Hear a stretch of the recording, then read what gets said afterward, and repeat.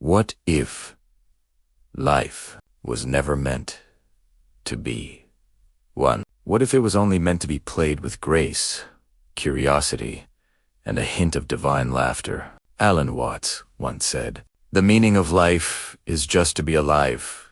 It's so plain and so obvious, and yet everyone rushes around in a panic as if it were necessary to achieve something beyond themselves. We spend years chasing rules that no one truly wrote, measuring worth by numbers, comparing pain by size, forgetting that the one who made the game also made it impossible to lose. Because in truth, life isn't a test. It's a dance. It's a song. It's a cosmic play.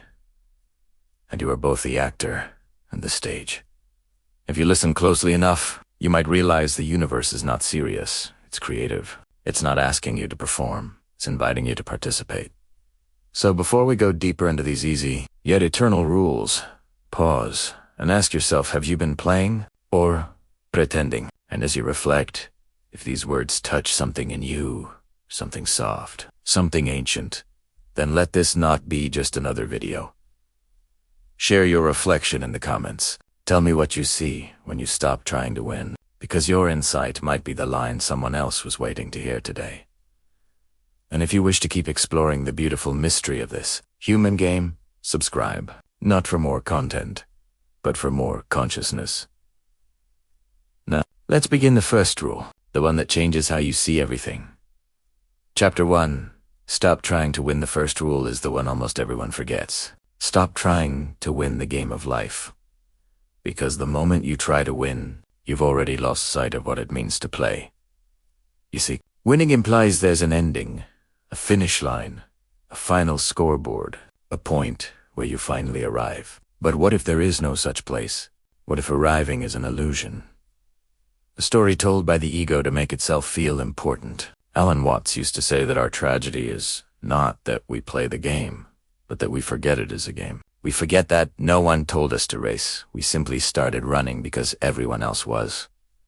And so, people hurry to earn, to prove, to dominate, as if life were a competition that could be conquered. But the truth is, the universe doesn't keep score. It doesn't care who wins or loses, because it is both sides of the same coin. Think of a wave in the ocean. It rises, crests, and falls. But is it ever separate from the sea? It cannot win against the other waves, because they are all the same water dancing in different shapes. When you stop trying to win, you begin to notice the quiet music behind existence. The effortless rhythm that was always there. You start to move with it instead of against it, and suddenly, life feels lighter. You're no longer fighting to be someone, you're simply being. Have you ever noticed how peace comes only when you stop searching for it? How joy arrives only when you stop chasing it? That is the paradox of the game. The more you try to control the outcome, the more life slips through your fingers. The sages, the mystics, the poets, they all discovered this secret. You don't need to win at being alive. You only need to participate fully, to laugh, to love, to fall, to rise again without demanding a reward. Because when you surrender the obsession to win, you suddenly realize you are never competing against anyone at all. Every person you meet is just another player wearing a different mask, learning the same lesson in a different way. To stop trying to win is to step outside the illusion. It's like walking out of a theater and realizing you were part of the play the entire time. The applause, the critics, the audience, none of them define the play. It was never about how it ended. It was about how deeply you felt it while it was happening. So let go of the scoreboard. Step away from the noise that tells you who's ahead or behind. Because life is not a ladder to climb. It's a circle, a dance, a never-ending flow. And the most beautiful part, once you stop trying to win, you start to truly see the other players, not as rivals, but as reflections of the same consciousness playing alongside you. That's when life begins to make sense, not as a problem to solve, but as a mystery to live. And perhaps that is the quietest form of victory there is.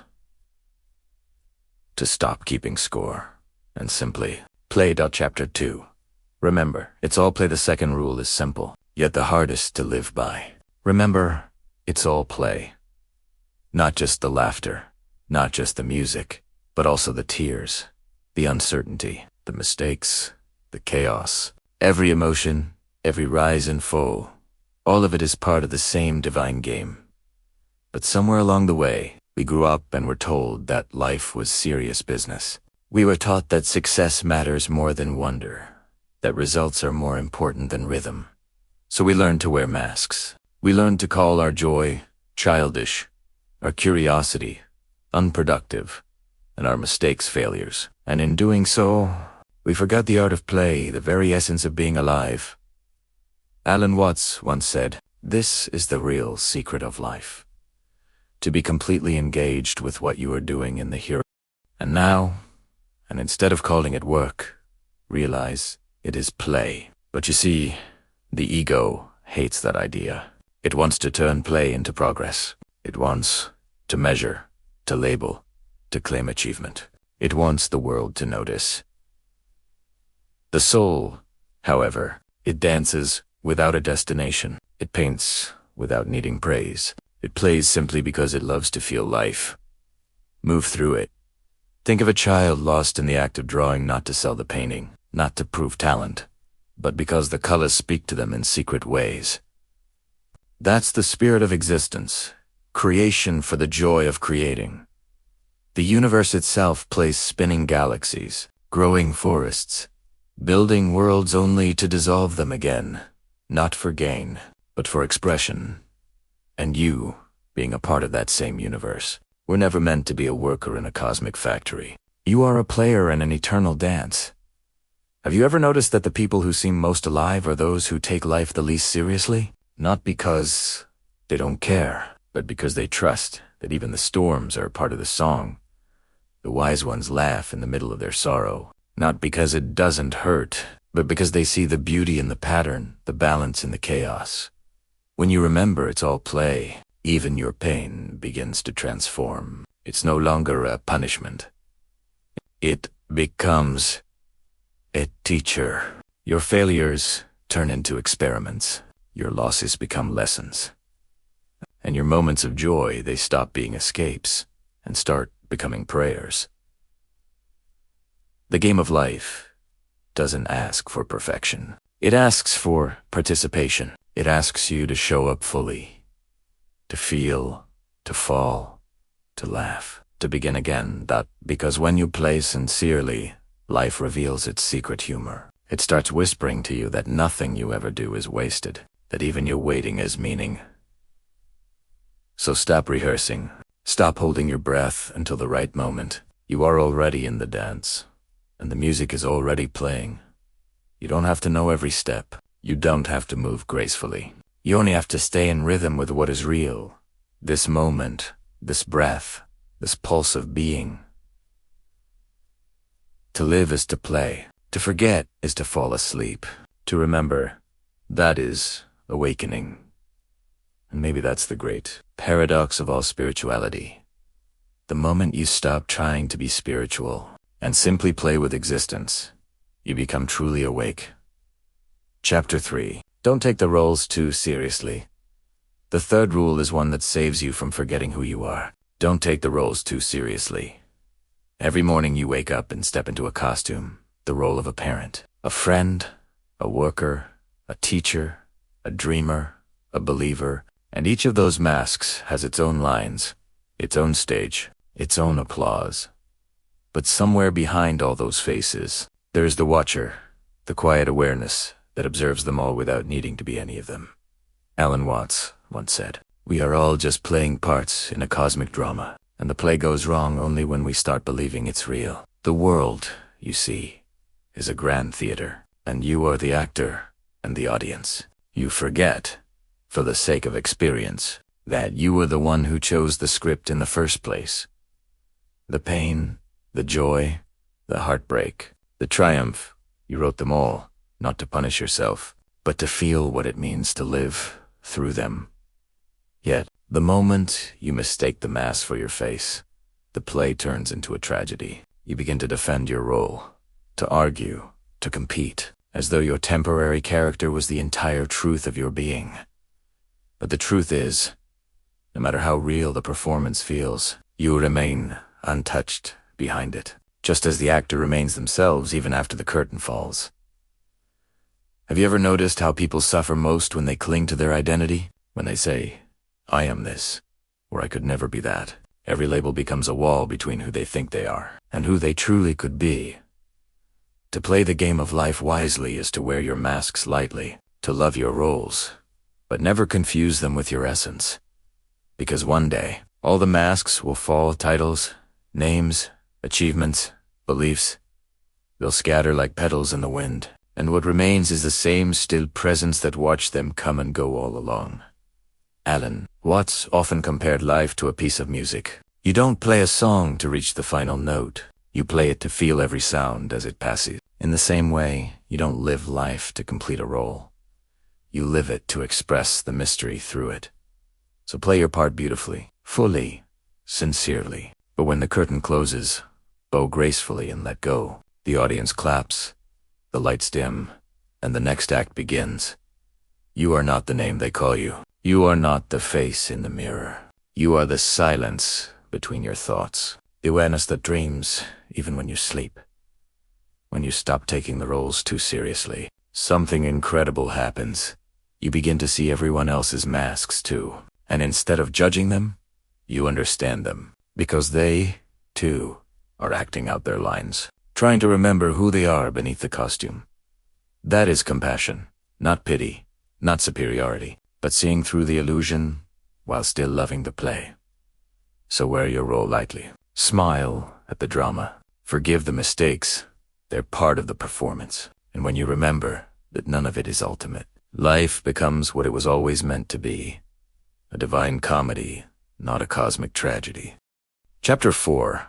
Learn the art of losing. One of the hardest lessons in the game of life is this: to lose and yet not feel defeated, to let go and yet not collapse, to fall apart and still remain whole inside.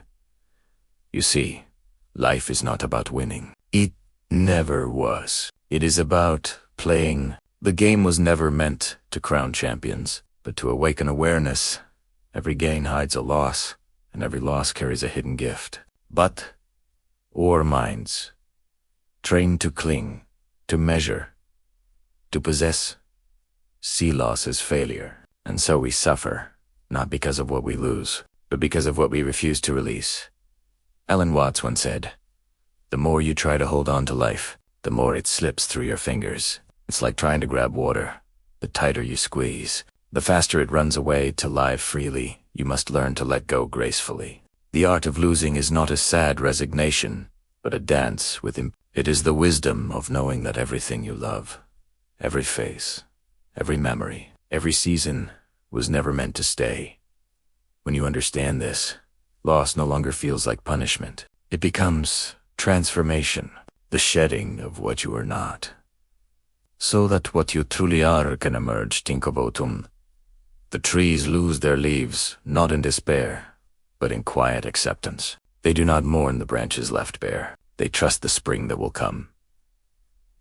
So why do we fear endings so much? Why do we treat goodbyes as failures, when they are simply part of the rhythm of the game? You are not meant to keep everything you touch. Some people are meant to arrive, teach you a lesson, and disappear. Some dreams are meant to rise, shine for a while, and then fade into the horizon.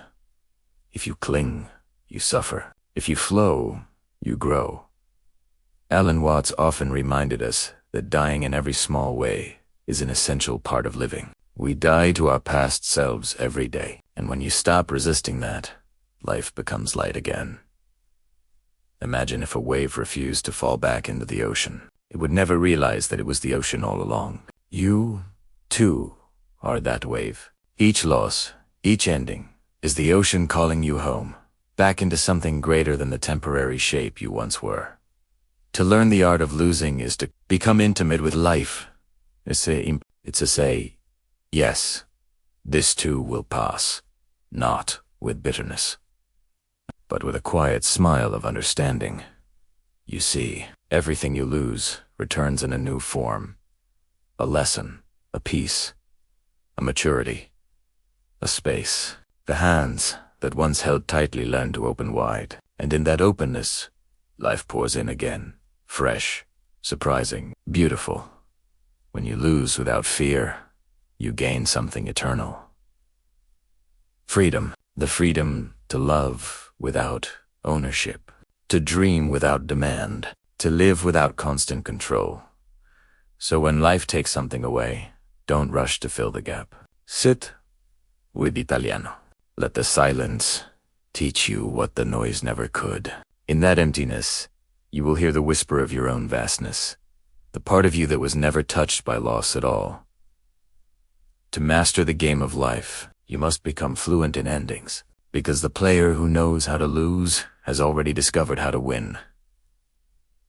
Chapter 5. Stop trying to control the game. The greatest illusion of all is the belief that you are in control. We like to think we are the masters of our fate, the designers of our story, the ones holding the steering wheel of life. But the truth, as Alan Watts often reminded us, is that control is a dream, a comforting lie we tell ourselves, because the vastness of existence terrifies us. Life is not a machine to be operated. It is a symphony to be listened to. You can't control a wave. You can only surf it. You can't dictate the wind. You can only adjust your sails. Yet, we spend our lives fighting the current, exhausting ourselves in resistance. We plan, we predict, we force outcomes, believing that if we push hard enough, the universe will bend to our will. But what happens when it doesn't? Frustration, anger, disappointment, the inevitable collapse of control. You see, the moment you stop trying to control the game starts to flow through you effortlessly. Because control is fear, wearing the mask of strength. We control because we are afraid. Afraid to lose, afraid to fail, afraid to trust the unknown. But look at the river. It never controls its path. It winds and twists. It hits rocks and finds new ways. It never stops moving. It never asks why. And yet, it always finds the sea. So it is with life. The more you allow it to move through you, the more harmony you experience. Let life happen, and you'll find it often knows better than you. Alan Watts once said, "Muddy water is best cleared by leaving it alone." When you constantly stir things, trying to fix, manage, predict, you only make them murkier. But when you allow stillness, clarity returns on its own. The need to control is the child of insecurity. We do not trust that life will unfold as it should, so we try to edit the script ourselves. But you cannot be both the actor and the director of existence. You are part of the play, not its author. And when you finally realize that a deep peace enters your being, a peace born of surrender. Surrender is not weakness. It is the ultimate strength, the courage to trust what you cannot see, the power to say, "I do not know, but I will move with life anyway." Imagine a bird trying to control the wind, flapping in panic, measuring the air, trying to predict every gust. It would never fly. But when it stops trying, when it simply spreads its wings and lets the wind carry it, then it soars. You are that bird. Life's wind will not always blow your way, but if you trust it, it will take you exactly where you need to go. To stop controlling does not mean to give up. It means to participate with awareness, to act when action is needed, and rest when it is not, to respond instead of forcing, to listen instead of always speaking, to move with the flow of things instead of against it.